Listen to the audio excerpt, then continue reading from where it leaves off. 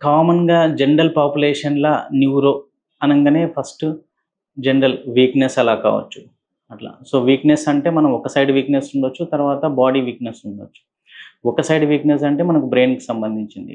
2 సైడ్‌ల weakness అంటే అది జనరల్‌గా అది ఏదైనా ఫుడ్ తక్కువ తీసుకోవడం వల్ల, షుగర్ లో వల్ల, తర్వాత కొంచెంమంది తొందరగా అలసిపోవడం వల్ల, వర్క్ స్ట్రెయిన్ వల్ల, స్ట్రెస్ వల్ల అలా జనరల్ వీక్‌నెసెస్ అనేది వస్తుంటాయి. ఇంకా కామన్‌గా చూసేదేంటంటే తలనొప్పులు.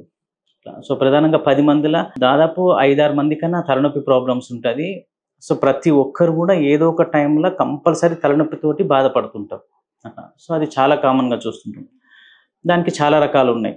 కామన్‌గా మనం 70% మందిలో చూసేది టెన్షన్ టైప్ హెడేక్. ఆ తర్వాత ఇంకా నెక్స్ట్ వచ్చేది మైగ్రేన్ హెడేక్స్. ఇంకా దానికి చాలా రకాల కారణాలుంటాయి. ఇంకా కొంచెం ఏజ్ పైబడిన వాళ్ళల్ల సో, తలలో రక్తాలు గడ్డగట్టడం అని చెప్పేసి, ఇంకా బ్రెయిన్‌లో క్లాట్ వచ్చేసి పారాలిసిస్ అని చెప్పేసి, అట్లా. ఇంకా కొంతమందికి ఫిట్స్ రావచ్చు. ఇంకా కొంచెంమందికి నరాల ప్రాబ్లమ్ అంటే కాళ్ళల్లో మొద్దుబారి పడడము, తిమ్మిర్లు రావడము, నడక ఇబ్బంది అవ్వడము. ఇట్లా అంటే వయసును బట్టి ఈ నరాల ప్రాబ్లమ్ అనేది వస్తుంటది. ఇప్పుడు పిల్లలల్లో ఒకలాంటి సమస్యలొస్తాయి. అంటే పిల్లల ఫిట్స్ రావచ్చు, తలలో గడ్డలు రావచ్చు. తర్వాత మధ్య వయసు వాళ్ళకి హెడేక్స్ వస్తుంటాయి. ఇప్పుడు 15 సంవత్సరాల నుంచి 20 సంవత్సరాల మధ్యలో హెడేక్స్ అనేది చాలా కామన్. అది ఏ రకమైన హెడేక్ అయినా ఉండొచ్చు. ఆ తర్వాత వయసు పెరిగే కొద్దీ పక్షవాతాలు వస్తుంటాయి. సో, కొంచెం మందికి లోపల రిస్క్ ఫ్యాక్టర్స్ ఉంటాయి. షుగర్ గానివ్వండి, బీపీ గానివ్వండి.